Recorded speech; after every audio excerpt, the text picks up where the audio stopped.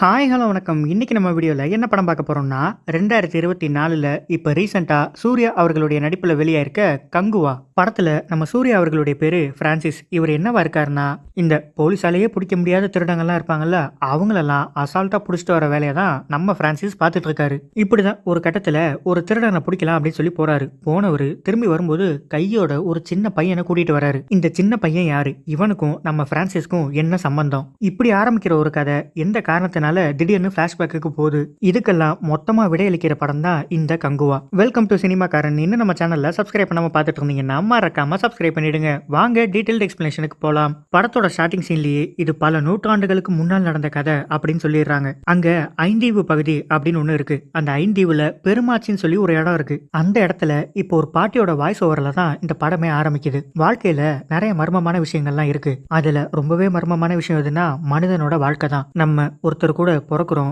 ஒருத்தருக்காக வளர்றோம், ஒருத்தருக்காக சாகுறோம். ஆனா இதெல்லாம் ஏன் நடக்குது, எதுக்கு நடக்குதுன்னு யாருக்குமே தெரியாது. அப்படின்னு சொல்லிட்டு இருக்கும்போது ஒரு சின்ன பையன் யாருக்குமே தெரியாதான்னு சொல்லி கேட்கிறான். அதுக்கு இந்த பாட்டி இந்த மர்மமான உலகத்தை வானத்துல இருந்து பாக்குறால நிலா, அவளுக்கு தான் எல்லாம் தெரியும்னு சொல்றாங்க. இப்ப இந்த சீன் நடக்கிறது 1070ல. இப்ப 1070ல இருந்து 2024க்கு கதை நகருது. இப்ப நமக்கு ஒரு ரிசர்ச் சென்டரை காமிக்கிறாங்க. அங்க நிறைய குழந்தைகள் எல்லாம் வச்சு, அதுவும் அவங்க பிரெயின்ல இருக்க நர்வ்ஸ் வச்சு ஏதோ ரிசர்ச் எல்லாம் பண்ணிட்டு இருக்காங்க. அதுல ஜீட்டான்னு சொல்லி ஒரு பையன் மட்டும் அந்த இடத்த விட்டு இப்ப தப்பிச்சு ஓடிடுறான். உடனே அவங்க டீம் எல்லாருக்கும் இன்ஃபார்ம் பண்ணி ஜீட்டா தப்பிச்சு போறான், அவனை உடனே போய் பிடிங்க அப்படின்னு சொல்லி ஆர்டர் கொடுக்குறாங்க. இந்த பையன் தப்பிச்சு காட்டுக்குள்ள ஓடி வந்துட்டு இருக்கான். பின்னாடியே ஒரு 50 பேர் துப்பாக்கியோட அவனை துரத்துக்கிட்டே வராங்க. இவன் ஓடி வரும்போது தான் இவன் யாருன்னு நமக்கே தெரியுது. 1070ல ஒரு சின்ன பையன், இது யாருக்குமே தெரியாதா அப்படின்னு சொல்லி பாட்டிக்கிட்ட கேட்டான்ல, அந்த பையன் தான் இங்க ஓடி வந்துட்டு இருக்கான். அவன் கண்ணுல ஏதோ ஒரு பவர் எல்லாம் இருக்கு. அப்படியே அவன் குடுகுடுன்னு ஓடி வந்து அங்க ஒரு ட்ரெயின் போயிட்டு இருக்கு, அதுக்குள்ள ஏறி உட்காந்துக்கிறான். இவங்க வந்து பார்க்கும்போது ட்ரெயின் கிராஸ் ஆகி போயிடுது, அவனை பிடிக்க முடியல. ட்ரெயினுக்குள்ள இப்ப பையனை காமிக்கிறாங்க. அங்க ஒரு கறி கட்டை இருக்கு, அதை எடுத்து கங்குவா சூர்யாவோட உருவத்தை இவன் வரைஞ்சிட்டு இருக்கான். அப்படியே கதை இப்ப கோவாக்கு நகருது. இப்ப நமக்கு யோகி பாபுவை காமிக்கிறாங்க. அவரோட பேரு கோல்ட். இவரு நம்ம பிரான்சிஸ்க்கு அசிஸ்டண்டா வேலை பார்த்துட்டு இருக்காரு. இவங்களுக்கு சுட சுட இப்போ ஒரு ஆர்டர் வந்திருக்கு. என்னன்னா, டிசோசான்னு ஒரு பெரிய கிரிமினல் பல நாளா போலீஸ்க்கு தண்ணி காமிச்சிட்டே இருக்கான். அவங்களால பிடிக்கவே முடியல. அதனால அவனை பிடிச்சு கொடுன்னு சொல்லி இவங்க கிட்ட வேலை கொடுக்குறாங்க. போலீஸ் கோல்ட்டுக்கு கால் பண்ணி, யோ டிசோசாவை பிடிச்சிங்களா இல்லையான்னு கேட்டா, நம்ம பிரான்சிஸ் டிசோசாவோட ஆளுங்களை தான் போட்டு புரட்டி எடுத்துட்டு இருக்கான் அப்படின்னு இப்பதான் நம்ம பிரான்சிஸோட என்ட்ரி. நம்ம பிரான்சிஸ் டிசோசாவோட ஆளுங்களெல்லாம் போட்டு அடி பொழந்துட்டு இருக்காரு. அவங்களெல்லாம் அடிச்சு போட்டுட்டு இப்ப நம்ம டிசோசாவை போலீஸ் கிட்ட கூட்டிட்டு போயிட்டு இருக்காரு. திடீர்னு ஒரு கார் வந்து இவங்கள பிளாக் பண்ணுது. யாருன்னு பார்த்தா நம்ம திஷா பட்டானி. அவங்களோட பேரு ஏஞ்சலினா. அவங்களுமே நம்ம பிரான்சிஸ் என்ன வேலை பாக்குறாரோ அதே வேலையை தான் அவங்களும் பாக்குறாங்க. அந்த போலீஸ் நம்ம பிரான்சிஸ்ட மட்டும் சொல்லல, ஏஞ்சலினாட்டையுமே இவனை பிடிக்கணும்னு சொல்லியிருக்காரு. அதனால இவனை நான் தான் போலீஸ்ட கூட்டிட்டு போகன்னு இவங்க 2 பேருக்கும் சண்டை. ஒரு வழியா 2 பேருமே கொண்டு போய் கமிஷனர் கிட்ட நம்ம டிசோசாவை ஒப்படைச்சிடுறாங்க. அவரு 5 லட்சம் ரூபாய் பணம் தரேன்னு சொல்றாரு. அந்த பணத்தை நான் தான் வாங்குவேன்னு மறுபடியும் 2 பேரும் சண்டை போட்டுக்கிறாங்க. நம்ம கமிஷனர் கோல்ட் கிட்ட, ஏன்பா அப்படி 2 பேரும் இவ்வளவு வயலன்ஸா இருக்காங்கன்னு கேட்டா, இப்பதான் வயலன்ஸ், ஒரு வருஷத்துக்கு முன்னாடி ரொமான்ஸ் அப்படின்னு ஒரு வருஷத்துக்கு முன்னாடி என்ன நடந்துச்சு அப்படின்னு சொல்லி காமிக்கிறாங்க. ஒரு வருஷத்துக்கு முன்னாடி இவங்க 2 பேரும் பயங்கரமா லவ் பண்ணிட்டு இருந்திருக்காங்க. ஆனா ஒரு சில பிரச்சனைனால இப்ப பிரேக்கப் ஆயிடுச்சு. அதனாலதான் 2 பேரும் இவ்வளவு வயலன்ஸா மாறிட்டாங்க. அப்படி இப்ப நமக்கு ரிசர்ச் சென்டரை காமிக்கிறாங்க. அவனோட பிரெயின் வேவ்ஸ் எல்லாம் இவங்களால ட்ராக் பண்ண முடியுது. அதை வச்சு அந்த சின்ன பையன் கோவாக்கு போயிருக்கான் அப்படின்னு சொல்லி இவங்க கண்டுபிடிச்சிடுறாங்க. அதுல ஒருத்தர் என்ன சொல்றாருன்னா, அவன் பிறந்ததுல இருந்து இங்கதான் இருக்கான். இப்ப திடீர்னு கோவாக்கு யாரை தேடி போயிருப்பான், அவன் காரணம் இல்லாம கோவாக்கு போயிருக்க மாட்டான். அவனுக்கு வேண்டப்பட்ட யாரோ கோவால இருக்காங்க. உடனே நீங்க எல்லாம் போய் அவனை கோவால இருந்து தூக்கிட்டு வாங்க அப்படின்னு சொல்லிடுறாரு. அடுத்து நம்ம கமிஷனர் அடுத்து ஒரு கேஸ் உங்கள்ட்ட கொடுக்கறாரு. இது ஒரு ஹை ப்ரொஃபைல் கேஸ். சிட்டுன்னு ஒருத்தனை தான் நீங்க பிடிக்கணும். ஆனா அவனை உயிரோட பிடிக்கணும். அவனை பிடிக்க போறப்போ அவனுக்கு சின்னதா ஒரு கீரல் ஏற்பட்டா கூட அதை அவன் அண்ணனால தாங்கிக்க முடியாது. அவன் அண்ணன் உங்களை கொண்டு போட்டுருவான். அதனால சிட்டுவை உயிரோட பிடிச்சிட்டு வாங்க அப்படின்னு சொல்லி இவங்க 2 பேருக்கிட்டயுமே சொல்றாரு. உடனே இவங்க 2 பேரும் சிட்டுவை பிடிக்கிறதுக்கு பயங்கரமா பிளான் பண்ணிட்டு இருக்காங்க. இவங்க 2 பேர்ல ஃபர்ஸ்ட் சிட்டுவை கண்டுபிடிக்கிறது யாருன்னா நம்ம பிரான்சிஸ் தான். சிட்டு இப்ப கோவா பீச்ல ஒரு போட்ல தங்கி இருக்கான். அங்க போய் அவனை பார்த்தா அங்க அவன் நிறைய பொண்ணுங்களோட இருக்கான். ஆனா எல்லாருமே போதையில தான் இருக்காங்க. இப்ப சிட்டுவை எழுப்புனா அவன் என்ன பண்றான், டப்புன்னு ஒரு கண்ணை தூக்கி காமிக்கிறான். இப்ப நம்ம சிட்டு, பிரான்சிஸ், கோல்ட் இவங்க 3 பேருக்கும் சண்டை நடந்துட்டு இருக்கு. அதுல நம்ம பிரான்சிஸ் சிட்டுவை சுட்டு கொன்னுறாரு. ஆனா கண்ணி யார் கையில இருக்குன்னா நம்ம கோல்ட்டோட கையில தான் இருக்கு. நம்ம பிரான்சிஸ் இப்போ நக்கலா சிரிக்கிறாரு. ஏன்பா அப்படி சிரிக்கிறேன்னு கேட்டா, கமிஷனர் என்ன சொன்னாரு, சிட்டுவை உயிரோட பிடிக்க சொன்னாரு, இல்லனா அவன் அண்ணன் நம்மள கொன்னுடுவான். இப்ப கண்ணி யார் கையில இருக்கு, உன் கையில தான் இருக்கு, மாட்ட போறது நீதான். ஐயோ, என்னப்பா இப்படி சொல்ற, என்ன எப்படியாவது காப்பாத்திருப்பா அப்படின்னு கேட்டா, சரி விடு, இங்க நடந்ததை நீயும் பார்க்கல நானும் பார்க்கல, அந்த பொண்ணுங்களும் செம்ம போதையில இருக்கு, அதுங்களுக்கு நம்மள அடையாளமும் தெரியாது, வா யாருக்கும் தெரியாம இங்க இருந்து போயிடலாம் அப்படின்னு கிளம்ப போறப்போ அந்த சின்ன பையன் சீட்டா இருக்கான்ல, அவன் அங்க வந்து நிக்கிறான். ஏன்பா இவன் யாருப்பா இடையில வந்து நிக்கிறான், ஒருவேளை இவன் அதெல்லாம் பார்த்திருப்பானோ, அதெல்லாம் பார்த்திருக்க மாட்டான், வா தப்பிச்சு போயிடலாம் அப்படின்னு இவங்க போட்ல ஏறி கிளம்பி போயிடுறாங்க. போறப்போ நம்ம பிரான்சிஸ் லைட்டா அந்த பையனை திரும்பி பாக்குறாரு. பார்த்தா இவருக்கு வித்தியாசமா ஏதோ ஒரு ஃபீல் ஏற்படுது. இந்த பையனை இதுக்கு முன்னாடி எங்கேயோ பார்த்த மாதிரி, அது மாதிரி ஏதோ ஒரு ஃபீல் இவருக்கு வருது. அடுத்த நாள் நம்ம கோல்ட் அவசர அவசரமா ஓடி வந்து பிரான்சிஸ் கிட்ட, ஏன்பா அந்த ஐ விட்னஸ் சின்ன பையன் இருக்கான்ல, அவன் ஆஞ்சலினா வீட்டுல உட்காந்துருக்கான்ப்பா, அங்க எதுக்கு போயிருப்பான், ஒருவேளை நம்மள போட்டு கொடுக்க போயிருப்பானோ அப்படின்ட்டு வேகமா இப்ப ஆஞ்சலினா வீட்டுக்குள்ள போய் பாக்குறாங்க. பார்த்தா அந்த பையன் கரெக்டா நம்ம பிரான்சிஸோட மூஞ்சையும் கோல்ட்டோட மூஞ்சையும் அச்சசலா வரைஞ்சு வச்சிருக்கான். இவங்க தான் சுட்டு கொண்டாங்கன்னு. இப்ப டிவி நியூஸ்லயுமே நம்ம சிட்டுவை யாரோ சுட்டு கொண்டுட்டாங்க அப்படின்னு ஓடிட்டு இருக்கு. இந்த பையன் இவங்க 2 பேரையும் கையை காமிச்சு இவங்க தான் சுட்டு கொண்டாங்க அப்படின்னு சொல்லிடுறான். உடனே நம்ம பிரான்சிஸ் தப்பிச்சு போலான்னு பாக்குறாரு. ஏஞ்சலினா கூட ஒரு ஆள் இருப்பாரு, அவர்கிட்ட காரை பஞ்சர் பண்ணி விடுன்னு சொன்னா அவர் போய் ஏஞ்சலினாவோட காரையே பஞ்சர் பண்ணி விட்டுறாரு. இந்த கேப்ல நம்ம பிரான்சிஸும் கோல்ட்டும் அந்த பையனை கார்ல ஏத்திட்டு அங்கிருந்து தப்பிச்சு வந்துடுறாங்க. இவங்க தப்பிச்சு வந்துட்டு இருக்கும்போது அந்த பையன் இருக்கான்ல, அவனுக்கு திடீர்னு வாயில இருந்து நுரையா வருது, கூடவே வலிப்பும் வருது. உடனே அவனை தூக்கிட்டு ஹாஸ்பிட்டலுக்கு போயிடுறாங்க. டாக்டர் அவனை ஃபுல்லா ஸ்கேன் பண்ணி பார்த்துட்டு இவனோட பிரெயின் நர்வ்ஸ் எல்லாம் நார்மலாவே இல்ல, ஒரு மாதிரி வித்தியாசமா இருக்கு அப்படின்னு சொல்லிட்டு மறுபடியும் ஸ்கேன்லாம் எடுத்து பாக்குறாங்க. அந்த பையன் இப்ப ஸ்டேபிள் ஆயிடுறான். ஆனா அவனோட ரிப்போர்ட்லாம் ஒரு மாதிரி வித்தியாசமா இருக்கு. நான் இன்னுமே கொஞ்சம் ரிசர்ச் பண்ணிட்டு இது என்னன்னு சொல்றேன் அப்படின்னு சொல்லிட்டு அந்த பையனை வீட்டுக்கு அமைச்சிடுறாங்க. கார்ல வீட்டுக்கு வந்துட்டு இருக்கும்போது கமிஷனர் கால் பண்றாரு. கால் பண்ணி அந்த போட்ல சிசிடிவி கேமரா இருந்திருக்கு, அத சிட்டுவோட அண்ணன் பார்த்துட்டான். அந்த சின்ன பையன் ஒரு ஐ விட்னஸ் அப்படின்னு அவனுக்கு தெரிஞ்சு போச்சு. நீ ஒன்னும் கவலைப்படாத, அந்த ஃபுட்டேஜ் எல்லாம் நான் எரேஸ் பண்ணிட்டேன். அவன் நேரா உன்னை தெரிதான் வருவான், நீ கொஞ்ச நாள் மறைஞ்சேரு அப்படின்னு சொல்லிட்டு போனை வச்சிடறாரு. நம்ம பிரான்சிஸ்க்கு ஒரு விஷயம் புரியவே இல்லை. இந்த பையன் யாரு, திடீர்னு எங்க இருந்து வந்தான், அது மட்டும் இல்லாம என்ன ஒரு மாதிரி குறுகுறுன்னு பாத்துக்கிட்டே வர இருக்கான், ஏன்பா இவ்வளவு குழம்புற, வா அவன்கிட்ட போய் கேட்கலாம் அப்படின்னு இப்ப வீட்டுக்குள்ள போறாங்க. உள்ள போய் பார்த்தா அவன் செவுத்துல எதையோ வரைஞ்சிட்டு இருக்கான். அவன் வரைய அப்படியே நமக்கு பிளாஷ்பேக்கையும் கொஞ்சம் காமிக்கிறாங்க. தப்புன்னு வந்து நம்ம பிரான்சிஸ கட்டி பிடிச்சுக்கிறான். அப்படியே பிரான்சிஸோட கையெடுத்து தன்னோட தலையில வச்சுட்டு அழுதுகிட்டே இருக்கான். அப்புறம் கொஞ்ச நேரம் போய் அவனை படுக்க வச்சிடறாங்க. மறுபடியும் வந்து நம்ம பிரான்சிஸோட கால் அடியிலே உட்காந்துக்கிறான். என்னப்பா என்ன வேணும், பசிக்குதா, சாப்பிடுறேன்னு கேட்டா சாப்பிடுறேன்னு சொல்றான். உடனே அவனை ஒரு கடைக்கு கூட்டிட்டு போறாங்க. அங்க அவன் உட்காந்து சாப்பிட்டு இருக்கும்போது கரெக்டா நம்ம ஏஞ்சலினா அங்க வருது. நம்ம கோல்ட் ஏஞ்சலினா கிட்ட, ஏய் நாங்க எங்க போறோம்னு எங்களுக்கே தெரியாது, ஆனா நீ எப்படி கரெக்டா எங்களை ஃபாலோ பண்ணிட்டே வர அப்படின்னு கேட்க, அதுக்கு அவங்க, இங்க பாரு அதெல்லாம் இப்ப முக்கியம் இல்ல, ஜிட்டுவோட அண்ணன் கம்பூட்டாக்கு நீங்க இங்கதான் இருக்கீங்கன்னு யாரோ இன்ஃபார்ம் பண்ணிட்டாங்க, வாங்க இருந்து தப்பிச்சு போலாம், அந்த பையனை கூப்பிடு, வா போலாம். இல்ல இல்ல நான் உன்னை நம்ப மாட்டேன் அப்படின்னு சொல்லிட்டே இருக்கும்போது ஏஞ்சலினா பிரான்சிஸோட கையை கட்டி போட்டுறாங்க. அப்படியே நீங்க இருக்க இடம்லாம் எனக்கு எப்படி தெரியுது தெரியுமா, உன்னை நான் பிரேக்கப் பண்ணப்போ உனக்கு ஒரு செயின் கொடுத்தேன்ல, அந்த செயினுக்குள்ள ட்ராக்கர் இருக்கு, அதை வச்சுதான் நீ எங்க போனாலும் நான் கரெக்டா கண்டுபிடிச்சிடுறேன் அப்படின்னு கம்பூட்டாக்கு இங்க உங்க இருக்கிற விஷயத்த சொன்னது யாருன்னா அதுவே நம்ம ஏஞ்சலினா தான். கம்பூட்டாவும் கம்பூட்டாவோட ஆளுங்களும் நேரம் அந்த கடைக்குள்ள வராங்க. வந்து அந்த பையனை தூக்கிட்டு போலாம்னு சொல்லி பாக்குறாங்க. கம்பூட்டா அந்த சின்ன பையன் தலையில கண்ணை வச்சு, சொல்லுடா என் தம்பியை கொண்டவன நீ பார்த்தல்ல, யாரு கொண்டா அப்படின்னு சொல்லி கேட்டுக்கிட்டே இருக்கான். அப்ப அந்த கடையில இருக்க எல்லா பொருளுமே அந்தரத்துல பறக்க ஆரம்பிக்குது. என்னன்னு பார்த்தா அந்த ரிசர்ச் ஆளுங்க இருக்காங்கல்ல, அவங்க 2-3 ஹெலிகாப்டர்ல தொபதொபன்னு வந்து கீழே இறங்குறானுங்க. இப்ப நம்ம தொம்பூட்டாவோட ஆளுங்களுக்கும் ரிசர்ச் ஆளுங்களுக்கும் அங்க பயங்கரமா சண்டை நடக்குது. இதுல ரிசர்ச் ஆளுங்க டம்பூட்டாவோட மொத்த ஆளுங்களையும் சுட்டு கொன்னுறாங்க. அப்படியே உள்ள வந்து அந்த சின்ன பையனை தூக்கிட்டு போயிடுறாங்க. நம்ம பிரான்சிஸ் இப்போ ஒரு வழியா கை கட்ட அவுத்துட்டு அவனை கூட்டிட்டு போற வண்டி பின்னாடியே ஓடுறாரு. அப்படியே இப்ப மறுபடி 1070க்கு கதை நகருது. இப்பயுமே நமக்கு ஒரு வாய்ஸ் ஓவர்ல தான் ஒரு கதையை சொல்றாங்க. என்னன்னா, ரோமானிய அரசர் இருக்காருல்ல, அவரு 25,000 பேரோட நம்ம பாரத கண்டத்தை ஆக்கிரமிக்கணும் அப்படின்னு சொல்லி வந்துட்டு இருக்காரு. அவங்க இலைப்பாடுறதுக்கும் சாப்பிடுறதுக்கும் போர் புரியறதுக்கு பயிற்சி எடுக்கிறதுக்கும் ஒரு பெரிய இடம் ஒண்ணு அவங்களுக்கு தேவைப்படுது. அப்பதான் இந்த 5 தீவை பத்தி அவங்களுக்கு தெரிய வருது. இது என்ன அந்த 5 தீவு அப்படின்னா, மண்டையாறு, வெண்காடு, பெருமாச்சி, முக்காடு, அரத்தி, இது 5ம் சேர்ந்ததுதான் அந்த 5 தீவு. இதுல ரோமானிய அரசர் என்ன முடிவு பண்றாருன்னா, பெருமாச்சியை தனக்கு சொந்தமாக்கிக்கலாம் அப்படின்னு சொல்லி முடிவு பண்றாரு. இதுக்கு பெருமாச்சியில இருந்தே ஒருத்தனை கூப்பிட்டு, இங்க பாரு பெருமாச்சியை நீ எனக்கு சொந்தமாக்கி தந்தன்னா உனக்கு நிறைய பொற்காசுகள் தரேன் அப்படின்னு சொல்றாரு. அவனும் காசுக்கு ஆசைப்பட்டு நான் அதை செஞ்சு தரேன் அப்படின்னு ஒத்துக்கிறான். ஆனா இதெல்லாம் இவன் யாரை வச்சு செய்ய போறான்னா, கொடுவாவை வச்சுதான் செய்ய போறான். அவரு தான் நம்ம நட்டி. இந்த கொடுவாவோட பையன் தான் நமக்கு ஸ்டார்டிங்ல இருந்து ஒரு சின்ன பையனை காமிக்கிறாங்கல்ல, அந்த பையன். இந்த கொடுவா மண்டையார சேர்ந்த ஆளு. ஆனா இந்த 5 தீவுமே அண்ணன் தம்பி மாதிரி தான் பழகுவாங்க. ஆனா இப்ப இந்த கொடுவா என்ன நினைக்கிறான்னா, காசுக்கு ஆசைப்பட்டு பெருமாச்சியை அழிக்கணும்னு சொல்லி நினைக்கிறான். ஆனா பெருமாச்சிக்காரங்க கூட போருக்கு போனோம்னா எதிர்த்து யாரு போறாங்களோ அவங்கள ஒரு ஆளு கூட உசுரோட இருக்கவே முடியாது. பெருமாச்சிக்காரங்க வீரத்துல அந்த அளவுக்கு சிறந்தவங்க. அவங்கள அழிக்கணும்னா என்னோட தந்திரத்தால தான் அழிக்க முடியும் அப்படின்னு நம்ம கொடுவாப்ப ஒரு சூழ்ச்சி செய்ய ஆரம்பிக்கிறான். இந்த பெருமாச்சியில ஒரு அரசன் மாதிரி இருக்குது பெருமலத்தான். இந்த பெருமலத்தானோட பையன் தான் நம்ம கங்குவா. நம்ம கொடுவா பெருமலத்தான் கிட்ட வந்து வேலைக்காக ஒரு 100 ஆட்கள் தேவை அப்படின்னு சொல்லி 100 பேரை காட்டுக்குள்ள கூட்டிட்டு போறான். காட்டுக்குள்ள ஒரு பகுதியை ரீச் பண்ணதுக்கு அப்புறம் நம்ம கொடுவா ஒரு மரத்துக்கு பின்னாடி ஒளிஞ்சிட்டு ஒரு சங்க ஊதுறான். சங்க ஊதுனதுக்கு அப்புறம் மண்டையாரோட ஆளுங்க திடீர்னு வந்து பெருமாச்சி ஆளுங்க எல்லாரையுமே வெட்டியே கொன்னுடுறாங்க. எல்லாரையும் கொன்னதுக்கு அப்புறம் ஒவ்வொருத்தரோட வலது கையையும் வெட்டுறாங்க. எதுக்காகன்னா ரோமானிய அரசன் என்ன சொல்லியிருப்பான்னா, நீங்க 100 பேரை கொன்னுட்டீங்கன்னு நான் எப்படி நம்புறது, கொன்னுட்டு அவங்களோட வலது கையெல்லாம் வெட்டி எடுத்துட்டு வாங்க அப்படின்னு சொல்லியிருப்பான். அவனை நம்ப வைக்கிறதுக்காக தான் இப்ப வலது கை எல்லாத்தையுமே வெட்டி எடுத்துட்டு போயிட்டு இருக்கான். அந்த கையெல்லாம் பார்த்த உடனே ரோமானிய அரசன் நம்ம கொடுவாக்கு பொற்காசுகளை அள்ளி கொடுக்குறான். இப்ப இவனுக்கு ஆசை இன்னும் அதிகமாகுது. அப்ப பெருமாச்சி ஆளுங்க இன்னும் 100 பேரை கொன்னா நமக்கு இன்னும் நிறைய காசு கிடைக்கும் அப்படின்னு மறுபடியும் நம்ம பெருமளத்தான் கிட்ட வந்து, பெருமாச்சி ஆளுங்கன்னா சும்மாவா, கூட்டிட்டு போன 100 பேரோட வேலையுமே அவருக்கு ரொம்ப பிடிச்சு போச்சு, இன்னும் கொஞ்சம் வேலை நிறைய இருக்கான், சீக்கிரமா முடிக்கணும்னு சொல்லி இன்னொரு 100 பேரை கூட்டிட்டு வர சொன்னாரு. ஐயா நான் கூட்டிட்டு போட்டுங்களா?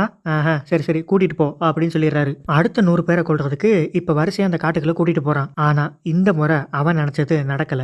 ஏன்னா முதல்ல ஒரு 100 பேரை கொன்னாங்கல்ல, அப்ப ஆக்சுவலா 100 பேரும் சாகல. அதுல ஒருத்தர் தப்பிச்சிட்டாரு. அது வேற யாரும் இல்ல, நம்ம கருணாஸ். இவரை கொள்றதுக்குள்ளேயே இவர் போய் ஒரு மரத்துக்கு பின்னாடி ஒளிஞ்சுக்கிட்டாரு. ஆனா கணக்கு காட்டுறதுக்கு 100 கை வேணும்ல, அதுக்காக இவரோட வலது கையை இவரே வெட்டி அந்த கையெல்லாம் கொண்டு போற பைக்குள்ள அந்த கையை போட்டுட்டாரு. இப்ப கொடுவா வந்து இப்படி கேட்பான், அடுத்து ஒரு 100 ஆளை கூட்டிட்டு போவான் அப்படின்றத இவர் முன்னாடியே பெருமளத்தான் கிட்ட சொல்லிட்டாரு. அதனாலதான் அவர் தைரியமா கூட்டிட்டு போ அப்படின்னு சொல்லியிருப்பாரு. நம்ம பெருமாச்சிக்கே ஒருத்தன் துரோகம் செஞ்சிருக்கானே அப்படின்ற விஷயம் இப்பதான் நம்ம கங்குவாக்கு தெரிய வருது. இப்பதான் நம்ம கங்குவாவோட என்ட்ரி பயங்கரமா மாசா பிஜிஎம்லாம் போட்டு இப்ப உள்ள வருவாரு. நேரா கொடுவா கிட்ட வந்து, சங்க நீ ஊதுறியா இல்ல நான் ஊதவா அப்படின்னு சங்க வாங்கி இவரே ஊதுறாரு. ஊதுன உடனே வழக்கம் போல நம்ம மண்டையார் ஆளுங்க பெருமாச்சி ஆளுங்களை கொல்ல வராங்க. ஆனா நம்ம கங்குவா கிட்ட இதெல்லாம் நடக்குமா? பெருமாச்சி ஆளுங்க மண்டையார் ஆளுங்க எல்லாருமே கொண்டு போட்டுறாங்க. அப்படியே நம்ம கங்குவா கொடுவா கிட்ட வந்து, எல்லாரோட வலது கையை வெட்டினது நீதானே அப்படின்னு சொல்லி கொடுவாவோட வலது கையை இவர் வெட்டிடுறாரு. அப்படியே உயிரோட நம்ம கொடுவாவை பெருமாச்சி ஊருக்குள்ள கூட்டிட்டு போறாரு. கூட்டிட்டு வந்து ஒரு மரத்துல கட்டி வச்சு அவரை சுத்தி கட்டையா வச்சுட்டாங்க. எதுக்குன்னா இப்ப எரிக்க போறாங்க. அந்த ஊர் மக்கள் எல்லாருமே கொடுவா மேல பயங்கர கோபத்துல இருக்காங்க. ஆனா கொடுவாவோட மனைவியும் குழந்தையும், வேண்டாம் அவரை விட்டுடுங்க, எனக்காக இல்லைனாலும் என் பிள்ளைக்காவது அவங்கள விட்டுடுங்க அப்படின்னு சொல்லி கேக்குறாங்க. அந்த நேரம் பார்த்து கரெக்டா மண்டையார் அரசர் அங்க வராரு. அவர் வந்து, இவன் பெருமாச்சிக்கு மட்டும் துரோகம் செய்யல, எங்களுக்கும் தான் துரோகம் செஞ்சிருக்கான், இவனை கொன்னுடுங்க அப்படின்னு மண்டையார் அரசரே சொல்லிடுறாரு. இதனால நம்ம கொடுவாவை பெருமாச்சி மக்கள் உயிரோட வச்சு எரிச்சு கொன்னுடுறாங்க. ஆனா மக்களுக்கு இன்னும் கோபம் குறையல. என்ன சொல்றாங்கன்னா, இவனோட மனைவி குழந்தைங்க யாருமே உயிரோட இருக்க கூடாது, அவன் குடும்பத்தையே அழிச்சிருங்க அப்படின்னு சொல்றாங்க. ஆனா நம்ம கங்குவாக்கு இதுல உடன்பாடு இல்ல. தப்பு பண்ணது அவன், அதுக்கு அவன் தண்டனை அனுபவிக்கிறான், அவன் குடும்பம் அனுபவிக்க கூடாது அப்படின்னு சொன்னா யாருமே கேட்க மாட்டேங்கிறாங்க. நம்ம பெருமளத்தனுமே இல்ல, அவன் குடும்பமா அழியணும் அப்படின்னு தான் சொல்றாரு. அந்த ஊரே மொத்தமா சேர்ந்து அவன் குடும்பத்தை கொல்லுங்க, அவன் குடும்பத்தை கொல்லுங்கன்னு சொல்லி கத்துறாங்க. நம்ம கொடுவாவோட மனைவிக்கு இந்த அசிங்கத்தை தாங்கிக்கவே முடியல. அவங்க என்ன பண்றாங்க, தன்னோட பையன் கையை கொண்டு வந்து கங்குவ கை மேல வச்சு, என் பிள்ளைய இனிமே நீங்க தான் பாத்துக்கணும், இவன் உயிருக்கு எந்த ஆபத்தும் வந்துடக்கூடாது அப்படின்னு கேட்க, அவரும் இவனை நான் பாத்துக்கிறேன் அப்படின்னு சொல்லி வாக்கு கொடுத்துறாரு. வாக்கு கொடுத்த அடுத்த செகண்டே இவங்க போய் அந்த நெருப்புல விழுந்துடுறாங்க. கொடுவாவோட பையன் புலவா இருக்கான்ல, அவன் தான் அப்பா அம்மா 2 பேருமே தான் கண்ணு முன்னாடியே நெருப்புல எரியறத பாக்குறான். ஆனா அப்படியே கொஞ்ச நாள் ஆக ஆக புலவா பெருமாச்சி மக்களோட சேர்ந்து வளர ஆரம்பிக்கிறான். அவனுக்குன்னு இந்த ஊர்ல இருக்குது நம்ம கங்குவா மட்டும்தான். கங்குவா எங்கேயாவது வெளியில போற நேரமா பார்த்து அந்த ஊர்ல சின்ன பசங்க எல்லாம் இருப்பாங்கல்ல, அவங்க நம்ம புலவாவை ரொம்பவே கொடுமைப்படுத்துறாங்க. இதை ஒரு நாள் நம்ம கங்குவா பாத்துறாரு. அவர் வந்து அந்த சின்ன பசங்க எல்லாரையும் கூப்பிட்டு, இங்க பாருங்க, அவனுக்கு யாருமே கிடையாது, நம்மளை நம்பி நம்ம ஊருக்கு வந்திருக்கான், நம்மளை நம்பி வந்தவங்கள நம்ம தான் பாத்துக்கணும்னு சொன்ன உடனே அந்த குழந்தைகளும் புலவாவோட இப்ப ஃப்ரெண்ட்ஸ் ஆயிடுறாங்க. புலவா கொஞ்சம் கொஞ்சமா இப்ப பெருமாச்சிலேயே வளர்றான். அப்படி இப்ப நமக்கு ரோமானிய அரசனை காமிக்கிறாங்க. என்னடா அது, அந்த பெருமாச்சியவே நம்ம அழிக்கணும்னு நினைச்சோம், அதுக்கு கொடுவா கிட்ட நம்ம உதவியும் கேட்டோம், ஆனா கொடுவாவே அவங்க கொண்டுட்டாங்க, இப்ப நம்ம பெருமாச்சியை எப்படிதான் அழிக்கிறதுன்னு அவருக்கு ஒண்ணுமே புரியல. இந்த ரோமானிய அரசனுக்கு பெருமாச்சி அழிக்கணும்னா அது கொடுவாவால மட்டும்தான் முடியும் அப்படின்னு ஒருத்தன் ஐடியா கொடுத்தான்ல, அவன் மறுபடியும் இன்னொரு ஐடியாவை கொடுக்குறான். என்னன்னா,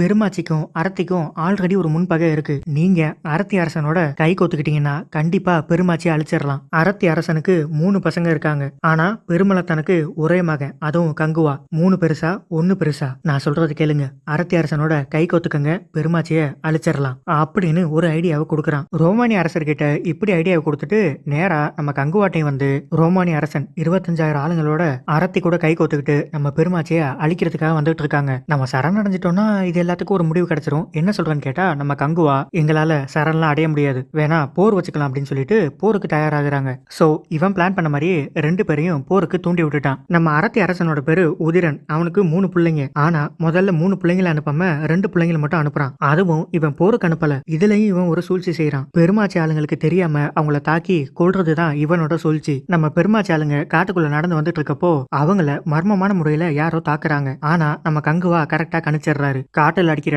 மண் வாசனை விட இங்க ரத்த வாசனை அதிகமா இருக்கு. அப்படின்னா அரத்தி ஆளுங்க நம்மள சுத்தி இருக்காங்க அப்படின்னு இப்ப கொஞ்சம் உஷாராயிடுறாங்க. உடனே அரத்தி ஆளுங்களுக்கும் பெருமாச்சி ஆளுங்களுக்கும் இப்ப பயங்கரமா சண்டை நடந்துட்டு இருக்கு. இதுல நம்ம கங்குவா உதிரனோட மூத்த பையனை கொன்னுடுறாரு. ரெண்டாவது பையனோட சண்டை போட்டுட்டு இருக்கப்போ அந்த சின்ன பையன் புலவா இருக்கான்ல அவனுகிட்ட என் வாள் எடுத்துட்டு வா அப்படின்னு சொல்லி அனுப்புறாரு. அவனும் போய் வாளை எடுத்துட்டு வரான். ஆனா எடுத்துட்டு வந்து கையில கொடுக்காம அவனே கங்குவாவோட நெஞ்சில குத்திடுறான். எதுக்காகன்னா கங்குவால தானே தன்னோட அப்பா கொடுவா இறந்தாரு. அதுக்கு பழி வாங்குறதுக்காக இவன் வாள் எடுத்துட்டு வந்து கங்குவாவோட நெஞ்சில குத்திடுறான். ஆனாலும் நம்ம கங்குவா அசால்ட்டா அந்த கத்தியை தூக்கி போட்டு உதிரனோட ரெண்டாவது பையனையும் கொன்னுடுறாரு. ரெண்டு பேரையும் ஒரு கட்டையில வச்சு இப்ப கடலுக்குள்ள அனுப்புறாரு. இத பார்த்துட்டு நம்ம அரத்தி ஆளுங்களுக்கு தாங்கிக்கவே முடியல. இனிமேதான் நம்ம கங்குவாக்கும் உதிரனுக்கும் உண்மையான போர் ஆரம்பிக்க போகுது. இதோட ஃபர்ஸ்ட் ஹாஃபும் முடியுது. செகண்ட் ஹாஃபோட ஆரம்பத்துல பெருமாச்சி ஆளுங்க என்ன சொல்றாங்கன்னா அந்த கொடுவாவோட மகன் நம்ம கங்குவாவே கொல்ல வந்திருக்கான். கொடுவாவை எப்படி கொண்டமோ அதே மாதிரியே அவன் பையனையும் கட்டி வச்சு உயிரோட இருக்கணும்னு பேசிட்டு இருக்காங்க. காட்டுக்குள்ள இன்னமும் அந்த பையன் சும்மா விடல. நம்ம கங்குவாவை எப்படியாவது கொன்னுடணும் அப்படின்னு ஒரு வெறியோட சுத்திட்டு இருக்கான். அம்ப விட்டு எறிறான், கத்தியால குத்த வரான். ஆனா நம்ம கங்குவா பொறுமையா தான் அவன்கிட்ட பேசுறாரு. இங்க பாரு, உன்னை ஒரு சின்ன பையனை தான் பார்த்தேன். ஆனா உனக்குள்ள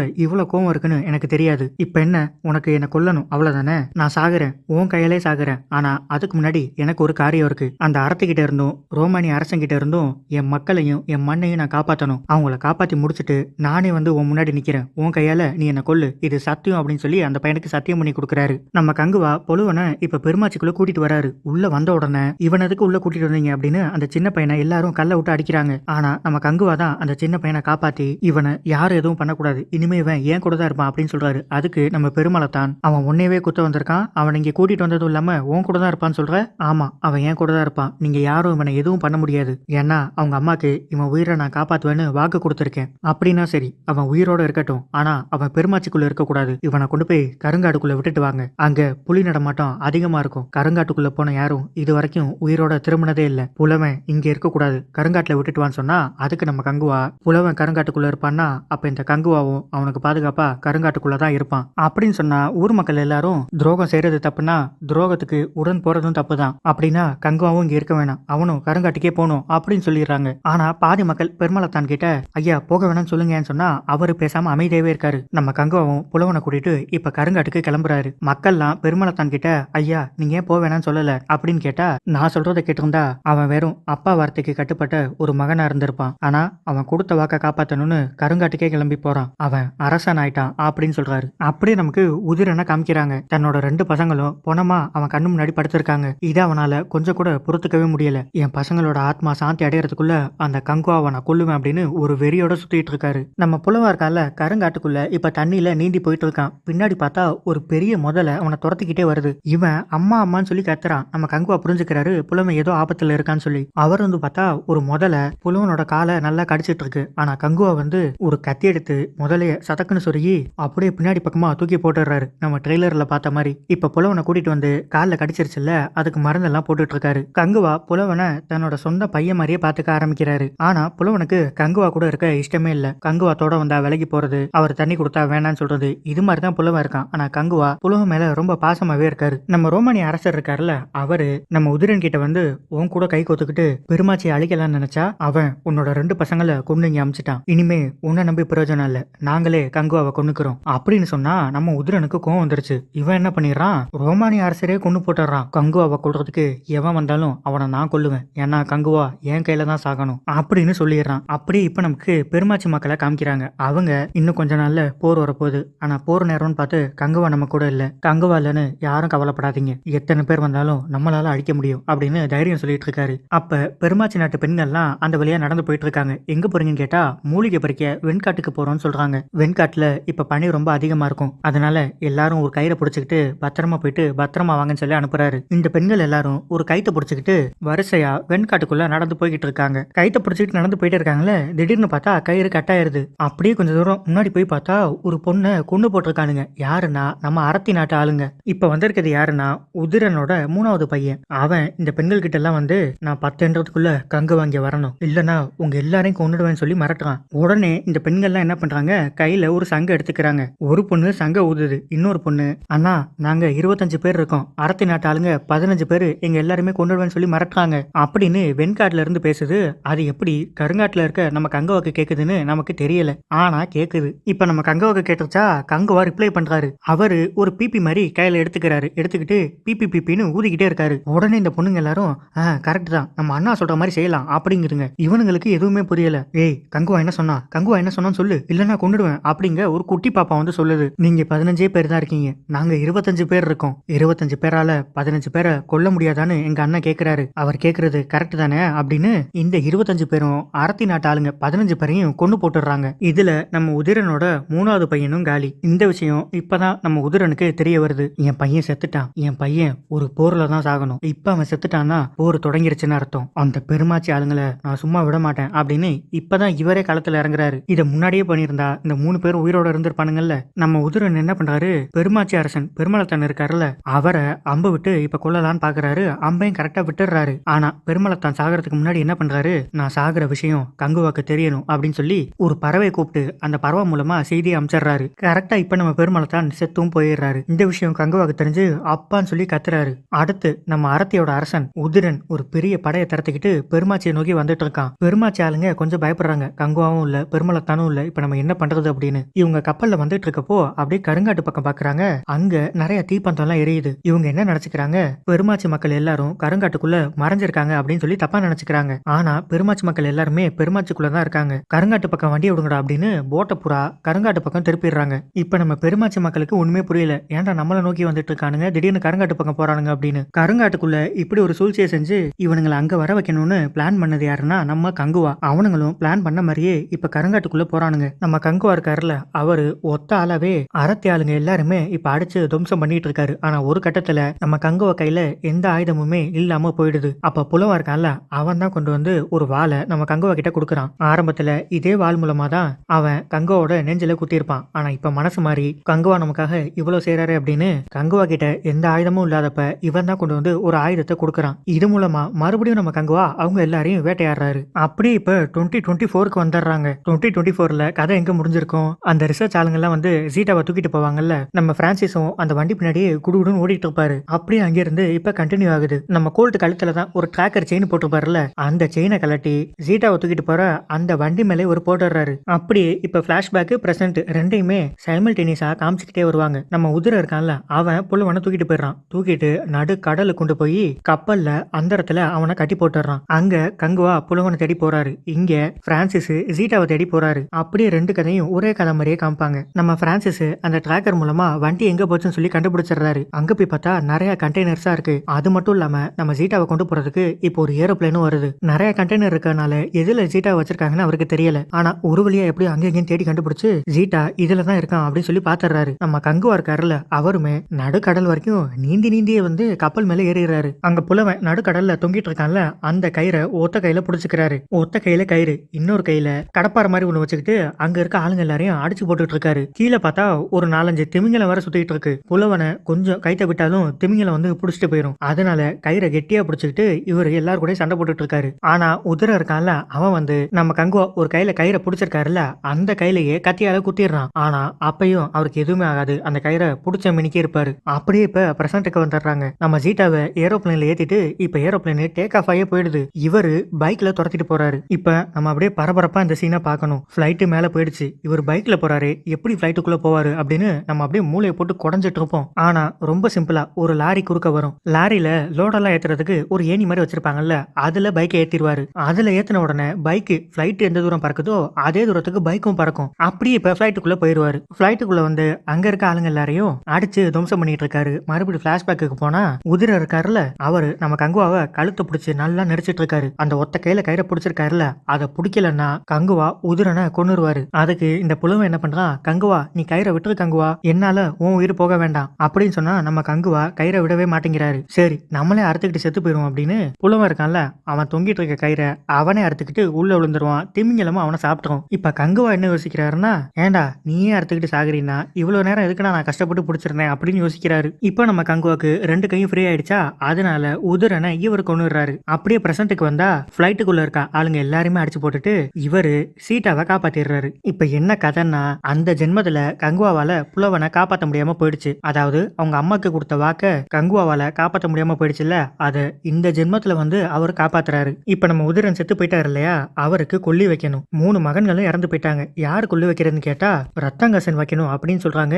இது யாருன்னா நம்ம உதிரனுக்கும் வேசிக்கும் பிறந்த 4வது மகன். இதை சொல்லவும் ஊர் மக்கள் என்ன சொல்றாங்கன்னா வேசிக்கு பிறந்தவன்லாம் கொல்லி வைக்க கூடாதுன்னு சொல்றாங்க. அதனால அங்க இருக்க ஒருத்தனை கூப்பிட்டு நீயே உதிரனை கொல்லி வச்சிருப்பா அப்படின்னு சொல்லி கட்டையை அவன் கையில கொடுத்து கொல்லி வைக்க கொடுக்குறாங்க. இவனை கொல்லி வைக்கலான்னு போறான். அப்ப தூரத்துல இருந்து ஒரு கத்தி வந்து அவனோட 2 கையையும் வெட்டிடுது. இப்பதான் ஒரு மாசான என்ட்ரி. நம்ம ரத்தாங்கசன் குதிரையில வந்துட்டு இருக்காரு. இதுதான் நம்ம கார்த்தி. ரத்தாங்கசனை பார்த்த உடனே அரத்தி நாட்டு மக்கள்லாம் அப்படியே நடுங்கி போறாங்க. ஏன்னா அவன் பார்க்கவே அவ்வளவு கொடூரமா இருப்பான். வந்த உடனே பொண்ணுங்க கிட்ட கொஞ்சம் தப்பா நடந்துக்கிறான். அப்படியே அவங்க அப்பாக்கு அவன் தான் கொல்லியும் வைக்கிறான். அடுத்து என்ன சொல்றான்னா இந்த அரத்தி நாட்டுக்கே அடுத்து நான் தான் அரசன் அப்படின்னு சொல்றான். அதுக்கு ஒரு பெரியவர் வேசிக்க பிறந்த நீ எல்லாம் எங்களுக்கு அரசன் ஆக முடியாதுன்னு சொல்றாரு. உடனே போய் அவரோட தலையை திருப்பி போட்டுறான். அரத்தி நாட்டுக்கு நான் தான் அரசன். அந்த அரியணை எனக்கு சொந்தமானது. ஆனா அதுக்கு முன்னாடி நான் கங்குவாவை கொன்னுட்டு தான் அந்த அரியணையில உட்காருவேன் அப்படின்னு சொல்றான். மறுபடியும் இப்ப பிரசன்ட்டுக்கு வந்தா ஒருத்தன் வந்து அந்த ரிசர்ச் டீம் இருக்குல்ல அதுக்கு ஹெட் ஒருத்தன் இருக்கான். அவனுக்கிட்ட சீதாவை யாரோ ஒருத்தன் வந்து காப்பாத்திருக்கான் அப்படின்னு சொல்றான். அது யாரு